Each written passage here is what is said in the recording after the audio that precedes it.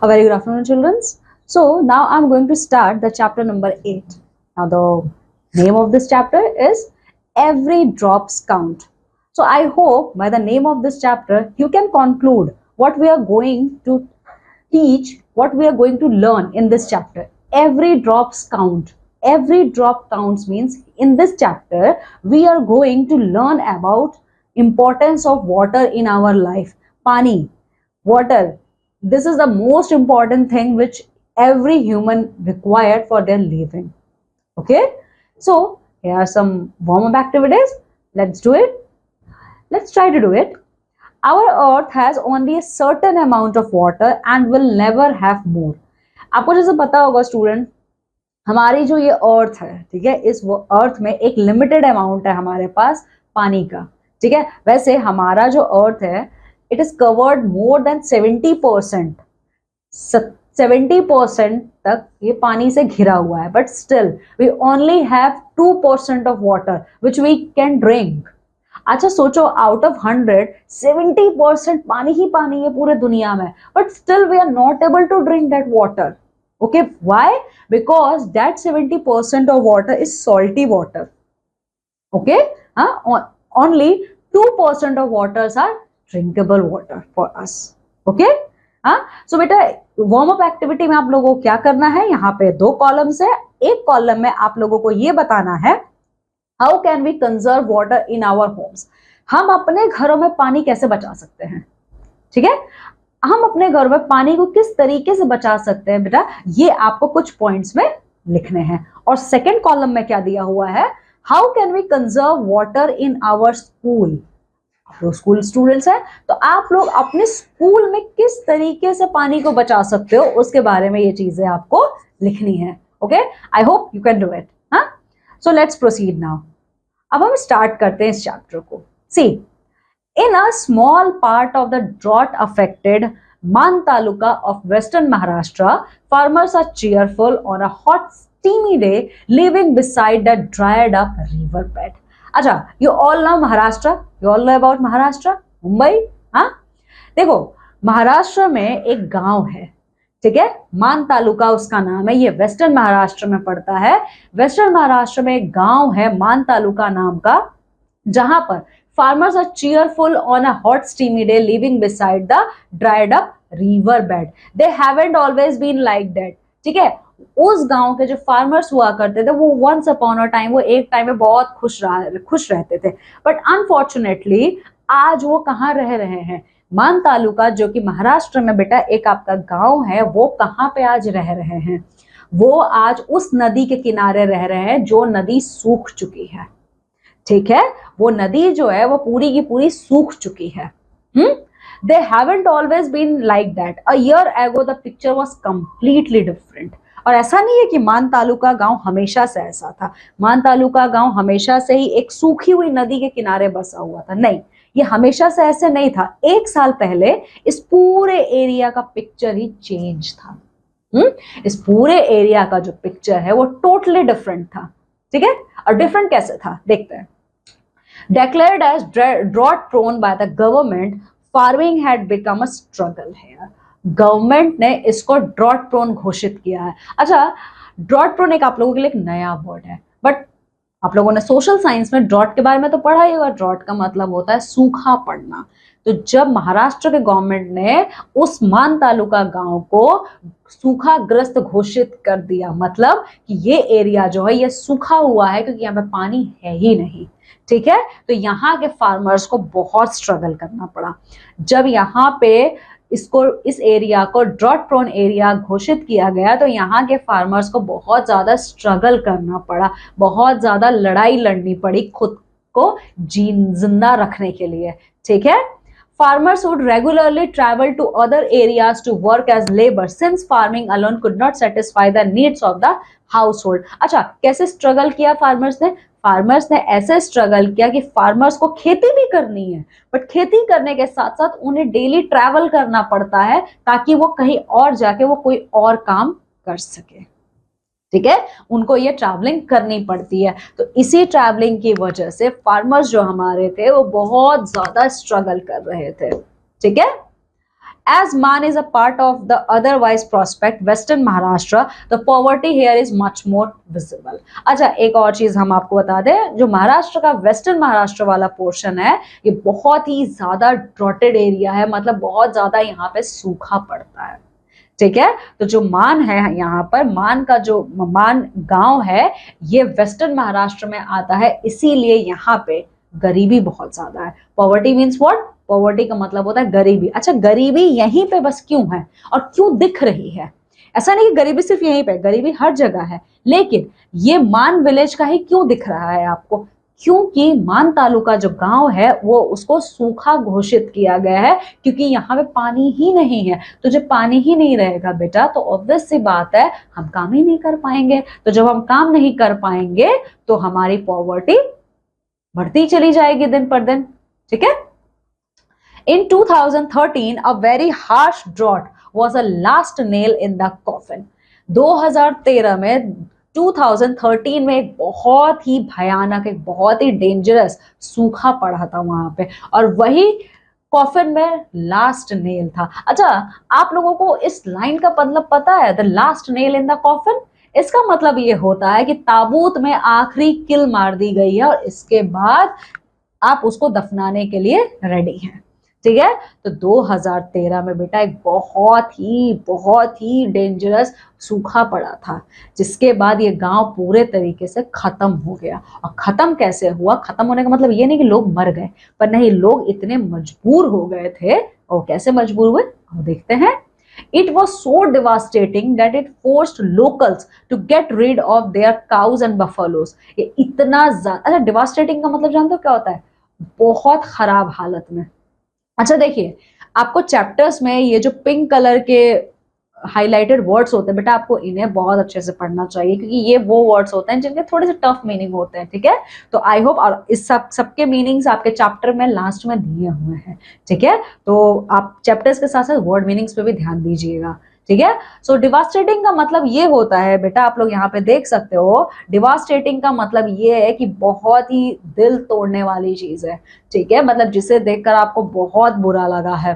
ठीक है, तो ये जो बाढ़ आया था 2013 में, ये इतना ज्यादा डेंजरस था कि वहां के जो लोकल्स थे उन लोगों को मजबूर होकर अपने गाय को, अपने भैंसों को उन्होंने जो पाला था उन्हें बेचना पड़ा। मतलब आप लोग इतना जानते हो कि गांव में लोग गाय, भैंस, बकरी ये सब पालते हैं, जैसे शहर के लोग कुत्ता बिल्ली पालते हैं, उसी तरीके से हमारे गांव के लोग जो होते हैं वो पालते हैं बकरियों को, वो पालते हैं भैंसों को, गाय को दूध के लिए।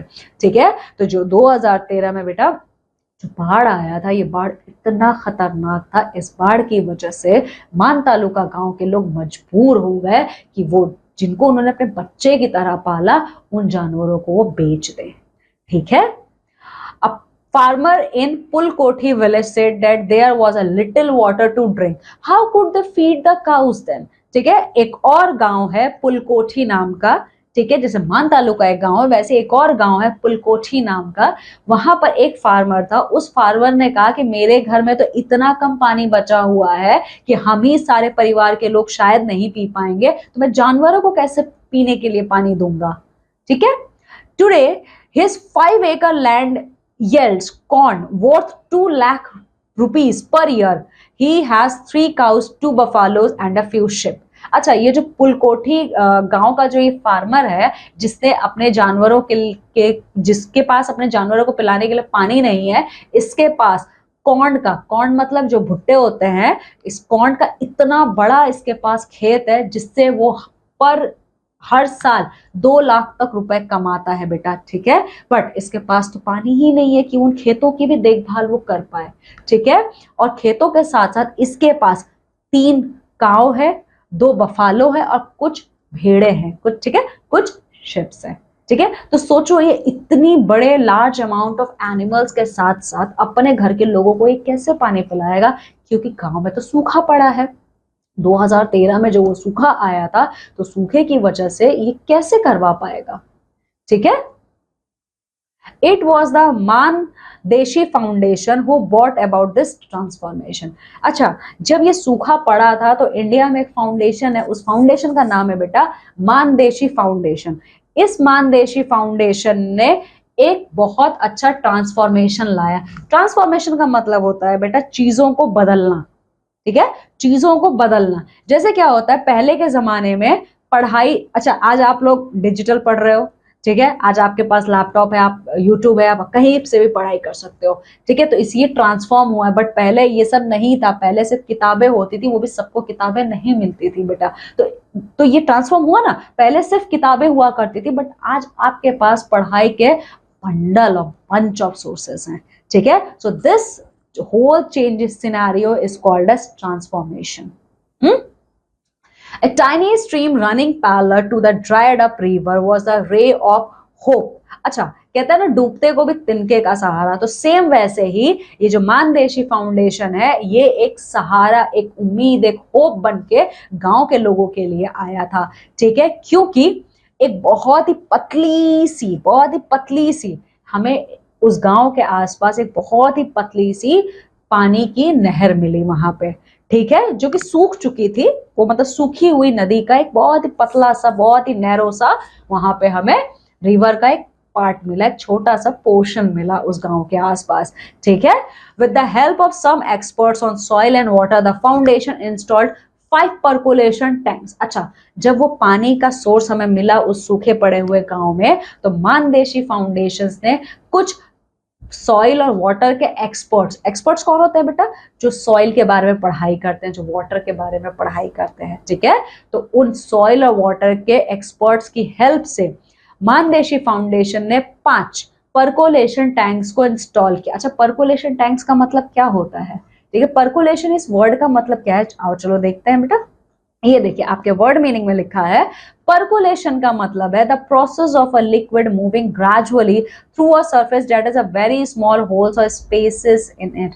पर्कोलेशन का मतलब होता है बेटा, रुकिए मैं आपको बता थोड़ा सा एक ड्रॉ करके पिक्चर आपको दिखाती हूँ। जैसे आप देख सकते हो, इसका मतलब एक ये बड़ा सा, एक ये पॉन्ड है, ठीक है, आप सपोज करिए एक यहाँ पे एक ये पॉन्ड है और इसमें ये छोटे छोटे से हमने होल्स बना दिए, ठीक है, ये छोटे छोटे से हमने ये होल्स बना दिए, ठीक है।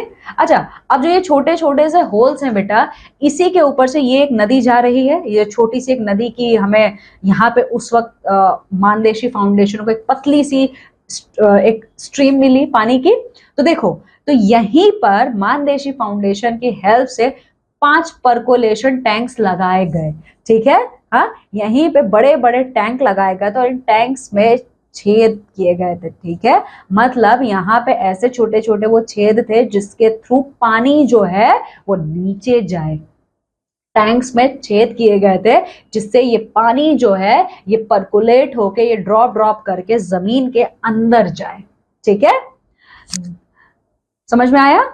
This worked as reservoir to supply water during the time of drought। अच्छा, जब ये टैंक्स लग चुके थे बेटा, तो इनको ना सूखे के टाइम पे, पूरे साल में नहीं बेटा, पूरे साल में नहीं, जब सूखा पड़ता था ना, जब सूखा पड़ता था तो सूखे के टाइम पे ये रिजर्वायर्स यूज किए जाते थे ताकि पानी आ सके, लोग प्यासे ना मरे।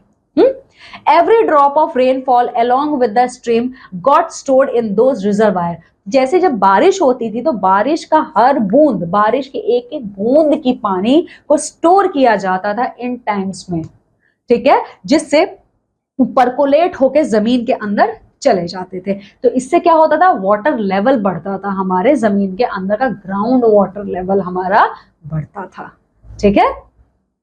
As November 2014 approached, 8 crore liters of waters were gushing in each of the reservoir, reaching 15 of the 106 villages and there 4,000 farmers and livestock। अच्छा, अब देखिए 2013 में बहुत ही डेंजरस सूखा पड़ा, बट जैसे नवंबर 2014 आया उस वक्त तक, अच्छा यहाँ पे गशिंग का क्या मतलब है, GUSHING, गशिंग का मतलब है बेटा यहाँ पे फ्लोइंग और pouring suddenly and quickly out of the hole in large amount, ठीक है, गशिंग का मतलब flowing and pouring sudden and quickly out, ठीक है, जैसे ही वो अंदर गया तुरंत बाहर निकल के आ गया, ठीक है। तो नवंबर 2024 में ऑलमोस्ट 8 करोड़ लीटर ऑफ पानी, ठीक है, 8 करोड़ लीटर पानी को हम लोगों ने उस रिजर्वायर में मान फाउंडेशन की हेल्प से बचाया गया था, ठीक है। गशिंग का मतलब होता है पानी ऐसे आया और तुरंत निकल गया, ठीक है, बारिश का पानी ऐसे गिरा और फिर तुरंत उस रिजर्वायर में जाके स्टोर हो गया, ठीक है। तो 2013 में जब बहुत गंदा सूखा पड़ा था तो 2014 में वो पूरी की पूरी पिक्चर ही बदल गई। और पिक्चर कैसे बदली?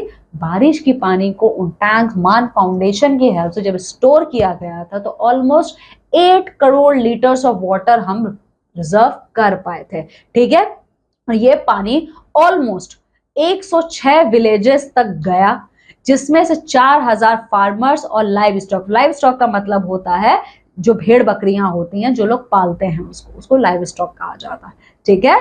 तो उस पानियों के मदद से बेटा 4000 फार्मर्स और उनके भेड़ बकरियों को, उनके गाय भैंसों को पीने का पानी मिला था, ठीक है। It also permanently solve the drinking water problem. और इस टेक्निक के थ्रू, इस फाउंडेशन की हेल्प से उस एरिया में जो पीने की पानी की प्रॉब्लम थी बेटा उसको सॉल्व किया गया, ठीक है। वो पीने के पानी के प्रॉब्लम को सॉल्व किया गया था। But only 2 years ago through the jovial villagers had decided to sell their cows। लेकिन उससे 2 साल पहले, अब जोवियल का मतलब क्या है बेटा? जोवियल का मतलब देख लेते हैं। देखो यहाँ पे जोवियल का मतलब है वेरी चीयरफुल एंड फ्रेंडली, ठीक है। अब देखो आज तो एक टाइम पे सूखा आया, एक टाइम पे 1 साल बाद उस कंडीशन को चेंज कर दिया गया, रिजर्वायर्स बनाए गए, रिजर्वायर की मदद से बारिश के पानी को स्टोर किया गया, तो आज हमारे पास उस गांव में पानी था। लेकिन 2 साल पहले ऐसा क्या हुआ था? 2 साल पहले जोवियल का मतलब एक टाइम बहुत हंसते रहने वाला, ठीक है। अभी मैं बहुत ज्यादा हंस रही हूँ, मैं आपके साथ बहुत खुश हूँ, मैं आपको पढ़ा रही हूँ, लेकिन बेटा अचानक से मैं सैड हो जाऊं, अचानक से मैं गुस्सा हो जाऊं, ठीक है, तो इसी को कहा जाता है जोवियल। जोवियल का मतलब होता है एक टाइम पे जो बहुत ज्यादा खुश मिजाज रहते थे फार्मर्स, उन फार्मर्स ने ये डिसाइड किया कि अब हमसे तो नहीं हो पाएगा, हम अपने गाय भैंसों को बेच देंगे, ठीक है। नॉर्मली द जवार fields grow up 5 to 7 feet tall। अच्छा, जवार का मतलब आप लोग जानते हो, खेतों में आप लोगों ने देखा होगा, आप में से बहुत सारे लोग गांव भी जाते होंगे, देखते होंगे। तो जो जवार के फील्ड्स होते हैं बेटा वो 5 to 7 inches टॉल होते हैं। इनकी जो हाइट होती है वो 5 to 7 feet टॉल होती है जवार के फील्ड्स का, ठीक है। But unfortunately due to the lack of water, और in other words I can say due to the scarcity of water, इन जवार के पौधों की जो हाइट थी ना वो कम हो गई। क्यों, कैसे कम हो गई? अगर इनकी हाइट 5 to 7 जाती है तो कम कैसे हो सकती है? कम हो सकती है क्योंकि इन्हें पानी ही नहीं मिला। इनको पीने का पानी ही जब नहीं मिला, उन पौधों को जब पानी ही नहीं मिला, तो उनकी हाइट कैसे बढ़ेगी? और इनकी हाइट ऑलमोस्ट 2 फीट तक कम हो गई, ठीक है। The villagers used that crop as fodder for their livestock, but that lasted only 6 months। अब जब वो पौधे बड़े ही नहीं हुए, फॉडर का क्या मतलब होता है बेटा? फॉडर का मतलब होता है आपका, आप यहाँ पे ये देख सकते हो, फूड फॉर फार्म एनिमल्स, ठीक है। अच्छा, अब जब ये आपके जो जवार के पौधे थे, जब जवार के पौधे छोटे छोटे रह गए, जब इनकी हाइट बढ़ी नहीं due to the scarcity of water, तो उन एनिमल्स के लिए, जो animals cow, buffalo, sheep, goats थे, इनके लिए विलेजर्स ने उनके खाने के तौर पर इस्तेमाल किया कि अब तो ये बढ़ ही नहीं रहे हैं, इनकी हाइट बढ़ नहीं है, मतलब हमारी जो खेती है, हमारी जो फसल है वो तो खत्म हो गई, वो तो बर्बाद हो गई। बट उन लोगों ने उस जवार के पौधों को अपने अपने जानवरों को, मतलब गाय को, भैंसों को खिलाने के तौर पे इस्तेमाल किया, यूज किया, ठीक है। बट पैदा तो हुआ नहीं था, पानी तो थी ही नहीं, तो जब खेती ही नहीं होगी तो कितना दिन चलेगा ये? तो सिर्फ और सिर्फ 6 मंथ, ठीक है, सिर्फ और सिर्फ 6 मंथ के लिए ये फॉडर क्रॉप्स उन लोगों के पास थे, ठीक है। और फिर जब ये खत्म हो गया तब क्या हुआ? So finally they decided to sell the animal with a heavy heart. अब उन विलेजर्स के पास जब पीने का पानी ही नहीं था, खाने के लिए खाना ही नहीं था उनके जानवरों के लिए, तो वो क्या करते? तो विलेजर्स ने बहुत ही दुखी मन से अपने जानवरों को बेचने का फैसला किया, ठीक है। So that at that particular time they decided that they are going to sell their own animals. हाँ, अच्छा, आप जानते हो बेटा, फार्मर्स के लिए ना उनके जो ये एनिमल्स होते हैं वो उनके बच्चे की तरह होते हैं, दे लव देम सो मच।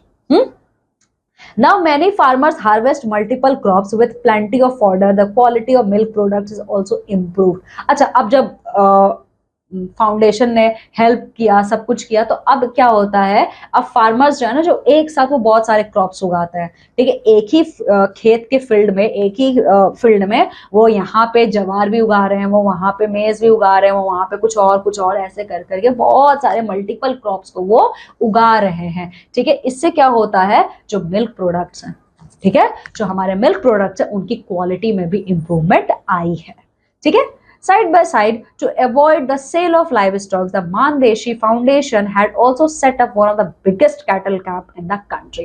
अच्छा, अब जैसे कंडीशंस यहाँ पे सुधरे, तो साइड बाय साइड जो मानदेशी फाउंडेशन था, उसने हमारे इंडिया का सबसे बड़ा कैटल कैंप बनाया। कैटल कैंप मीन्स व्हाट, जहां पे जो जानवरों के पास खाने के लिए खाना नहीं है, पीने के लिए पानी नहीं है, या कोई फार्मर उनको अभी पाल नहीं सकते हैं, तो वो उनको उन कैंप्स में ले जाकर छोड़ देते थे, ठीक है। तो मानदेशी फाउंडेशन ने इंडिया का सबसे बड़ा उस वक्त एक कैटल कैंप बनाया, जिसमें ऑलमोस्ट 14,000 एनिमल्स रह सकते थे। समझिए, आप लोग समझो बेटा, कितना ज्यादा बड़ा ये फाउंडेशन मतलब कैंप था ये, जहां पे 14,000 एनिमल्स रह सकते थे, ठीक है। The foundation decided to bring all the animals belonging to the villages together on 300 acres of empty land to take care of them more easily. तो फाउंडेशन ने ये डिसाइड किया कि अब जानवरों को जो जानवर विलेजर्स को बिलोंग करते थे, मतलब उस कैंप में बहुत सारे ऐसे जानवर थे जिनका कोई मालिक नहीं था, लेकिन बहुत से ऐसे भी जानवर थे जिनको फार्मर्स ने बेच दिया था, या मतलब रख के गए थे कि हमारे पास अभी नहीं है, इनको खाना खिलाने के लिए खाना नहीं है, पिलाने के लिए पानी नहीं है, तो कुछ टाइम के लिए हम इन्हें ये छोड़ के जा रहे हैं, ठीक है।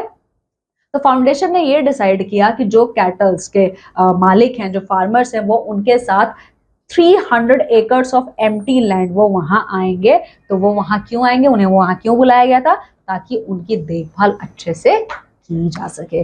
The camp lasted for 1.5 year, और जो ये कैंप था बेटा, ये ऑलमोस्ट मोर देन 1.5 ईयर्स तक टिका था, मतलब मोर देन 1.5 ईयर्स, ठीक है। During this time it become home for most of the locals. और इस टाइम पे क्या हुआ था, इस टाइम पे ये बहुत सारे लोकल्स का घर बन चुका था, ठीक है। सिर्फ जानवरों का ये घर नहीं बना था, ये बहुत सारे लोकल फार्मर्स का भी ये घर बन चुका था। The foundation provided water and fodders. Villagers too started living in the camp along with their livestock. Foundation ने खाना पीना सब कुछ दिया, तो इसीलिए जानवरों के साथ साथ उनके मालिक भी आकर उस कैंप में रहने लगे। But the large camp was also expensive to maintain. But इतना बड़ा कैंप है, इसको मेंटेन करना है, खाना खिलाना है, पानी पिलाना है, तो पैसे भी तो चाहिए, ठीक है। तो इतने बड़े कैंप को संभालने के लिए पैसों की जब जरूरत पड़ी, एक दिन में 10 लाख रुपए खर्च होते थे, ठीक है। Most of the funds came from the government. तो पैसे कहाँ से आते थे, पैसे तो पेड़ पे से तो आएंगे नहीं, तो पैसे आते थे गवर्नमेंट के थ्रू, ठीक है। गवर्नमेंट जो है पैसे देते थे, ठीक है, गवर्नमेंट इनको पैसे देते थे, क्योंकि एक दिन का खर्चा यहाँ पे 10 लाख रुपए होता था, तो गवर्नमेंट इनको पैसे देती थी। When the experiment of building the reservoir succeeded, the camp was no longer needed and the villagers returned to their household. Enough water had been stored for all their families now. अच्छा, अब जब ये reservoir को build करने, जो Mann Deshi foundation का experiment था कि हम बरसात के पानी को स्टोर करेंगे, वो पानी फिर ग्राउंड वाटर में जाएगा, ग्राउंड वाटर का लेवल बड़ा होगा, तो बेटा जब ये रिजर्वायर का कॉन्सेप्ट कामयाब हो गया, तब ये जो कैंप था जहां पे ये 14,000 एनिमल्स रहते थे, इस कैंप को बंद कर दिया गया, ठीक है। और इस कैंप को इसलिए बंद किया गया था क्योंकि अब उस गांव में इतना पानी आ चुका था, इतना पानी आ चुका था कि अब वहां पे जो वहां के विलेजर्स थे वो आराम से रह सकते थे बिना किसी तकलीफ के, ठीक है। With the monsoon becoming irregular, it was very important to store each and every drop of water. अच्छा ठीक है, ये बताइए, मैंने अभी आपको इतना सब पढ़ाया, आप लोग को एक चीज तो अब तक तो समझ में आ गई होगी कि पानी बचाना कितना इंपॉर्टेंट है। अगर आप पानी नहीं बचाएंगे तो आप जी ही नहीं पाएंगे, आप खत्म हो जाएंगे, ठीक है। तो इसीलिए बेटा जब भी बारिश होती है या आप जो पानी वेस्ट कर देते हो, ब्रश कर रहे हो, हाथ में ब्रश ऐसे है और पानी नीचे बेसिन का खुला है, ये सब मत करिए, ठीक है। अगर आप ब्रश कर रहे हो तो पानी बंद कर दीजिए, पानी का वेस्ट मत करिए। अगर कहीं पे आप देख रहे हो कि टैप पे से पानी गिर रहा है कहीं किसी जगह पे, वो भले आपका घर नहीं है, बट बेटा इट्स अ हेल्दी हैबिट, ठीक है, आप उस पानी को जाके रोकिए खराब होने से, ठीक है, क्योंकि अभी आप इस चैप्टर में देखिए हो ना कितनी प्रॉब्लम्स हुई हैं कि फार्मर्स को अपने अपने बच्चे जैसे जानवरों तक को बेचना पड़ा है, ठीक है। तो बेटा इसीलिए हमारे लाइफ में वाटर का एक एक ड्रॉप की कीमत होनी चाहिए। Earlier the water would just flow away in the absence of reservoir। अब पहले क्या होता था, रिजर्वायर्स तो थे नहीं, तो बारिश का पानी आता था ऐसे ही बह जाता था, क्योंकि जरूरी तो नहीं है कि सारा बारिश का पानी आपका स्टोर ही होगा, कुछ नाले में मिल जाते थे, कुछ गंदगियों में मिल जाते थे, तो पीने लायक तो रहते नहीं थे, ठीक है। The change in मान has encouraged the foundation to take the project across the तालुकास। अब तालुकास क्या होते हैं, तालुकास का मतलब ये होता है बेटा हमारे जो गांव होते हैं ये डिफरेंट डिफरेंट पार्ट्स में बटे होते हैं, तो कुछ गांवों को मिला के मोर देन 10 to 15 गांवों को मिला के एक तालुका बनता है, ठीक है। तो उस तालुका में जब मान फाउंडेशन कामयाब हो गया, इनका जो ये प्रोजेक्ट कामयाब हो गया बेटा, तो इस प्रोजेक्ट में, इस मान फाउंडेशन के प्रोजेक्ट में इनको एनकरेज किया कि इसी तरीके से जहां जहां पे सूखा पड़ता है वहां के एरियाज को ये सही करने का प्रोजेक्ट उठाएं। Now farmers no longer spend precious money और वाटर टैंक। अब फार्मर्स क्या करते हैं, पानी स्टोर करते हैं, अब वो अपने पैसों को वाटर टैंक्स के ऊपर खर्च नहीं करते हैं। Few farmers moved away to other parts of the state for labour work, people are taking up farming again. अब बहुत सारे फार्मर्स उस वक्त एकदम परेशान हो गए थे, कह रहे यहाँ पे इतना प्रॉब्लम होता है पानी का, तो बहुत सारे फार्मर्स को मजबूरी में स्टेट के दूसरे पार्ट में लेबर का काम करने के लिए जाना पड़ा था, ठीक है। बट आप लोग खुद देख सकते हो इस वक्त बहुत सारे लोग फार्मिंग में वापस आ रहे हैं। So now if I talk about what is the moral of the story, what learning we get by reading this chapter. So the moral of this story is beta we have to prevent, we have to protect each and every drop of water, because each and every drop of water is precious for our own life, okay। तो हमें हर एक बूंद पानी की बचानी चाहिए। I hope you enjoyed this chapter, so thank you so much, see you in the next class।